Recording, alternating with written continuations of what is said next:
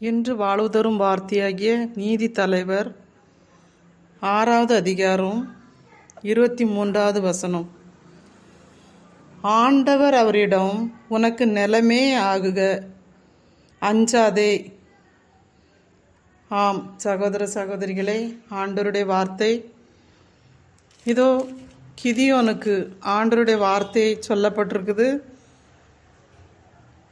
உனக்கு நிலமே ஆகுக, அஞ்சாதே என்று சொல்லி ஆண்டவர் கிதியோனுக்கு காட்சி கொடுக்கிறார். ஆண்டவருடைய தூதர், நீ இஸ்ரேல் மக்கள் என் பார்வையில் தீயதனப்பட்டதை செய்ததால் மிதியானியரிடம் ஒப்படைக்கப்பட்டு 7 ஆண்டுகள் ஆயிட்டது.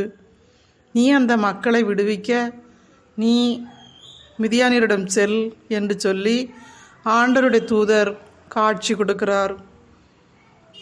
நான் என்னுடைய குலத்திலே, மனாசே குலத்திலே நான் சிறியவனே, நலிந்தவன், எண்ணி நீர் போக விடுகிறீரே, நான் சிறு பிள்ளையே என்று சொல்லி தன்னை தப்பித்து கொள்ள பேசுகிறார் கிதியோன். நீ இந்த பலத்தோடே நீ செல், நான் உன்னோடு இருப்பேன் என்று சொல்லி ஆண்டவருடைய தூதர் அவரிடம் சொல்லுகிறார். நீர் ஆண்டவருடைய தூதரா என்றால் நான் வரும் வரை இது உங்களுக்காக ஆட்டுக்குட்டிகளையும் அப்பங்களையும் சுட்டு கொண்டு வருகிறேன், சாப்பிடுங்கள் என்று சொல்லி எல்லாம் தயார் பண்ணி ஆண்டவருக்கு எடுத்துக்கொண்டு வைக்கிறார். இதோ கடவுளின் தூதர் அந்த இறைச்சியும் புளியாத அப்பத்தையும் கொண்டு தன் கோலால் எடுத்து அது நெருப்பால் எரிந்தவுடன் அவர் அந்த இடத்தை விட்டு மறைகிறார். ஆண்டவரின் தூதர் என்று உணர்ந்து கொண்டு, இதோ என் தலைவரை நான் பார்த்து விட்டேனே என்று அஞ்சுகிறார். அப்பொழுதுதான் அந்த வார்த்தையை சொல்லுகிறார், நிலமே ஆகுக என்று சொல்லி அந்த இடத்திற்கு நல நல்கும் ஆண்டவர் என்று அழைத்தார்.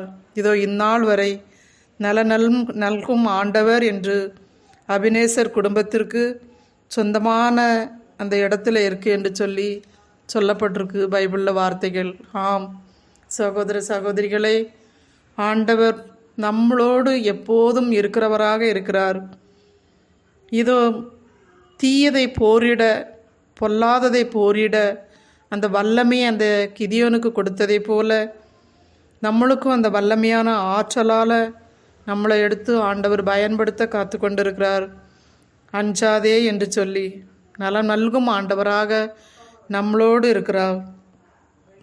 அப்படிப்பட்ட ஆண்டவர் போரிட இஸ்ரேல் மக்களை விடுவிக்க அந்த கிதியோனை அழைத்ததை போல நம்மளையும் ஆண்டவர் அழைக்கிறார்.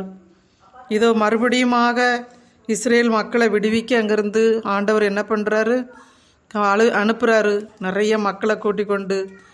ஆனால் ஆண்டவர் சொல்கிறார், நீ நிறைய மக்களை அழைத்துட்டு போகாத, கண்டு வாயினால் அந்த தண்ணி நீரண்டை கூட்டிகிட்டு போ, நாவால் எப்படி நக்கி சாப்பிடுகிறார்களோ அந்த மக்களை மட்டும் நீ போர் புரிய கூட்டிகிட்டு போ என்று சொல்லும்போது 300 பேரை கூட்டிக் கொண்டு அந்த இடத்துல போய் ஆண்டவர் வெற்றியாக அந்த மக்களை வழிநடத்தி விடுவிக்கிறாரு. அந்த மக்களை விடுவித்து அந்த மக்களுக்கு ஒரு சந்தோஷத்தை கொடுக்குறாரு. பாருங்கள், அதே போல் போர் புரிகிற ஒரு வல்லமை கொடுத்த அந்த கிதியோனுக்கும் நம்மளுக்கும் ஆண்டவர் பலத்தையும் சக்தியும் தருகிறவராக இருக்கிறாரு.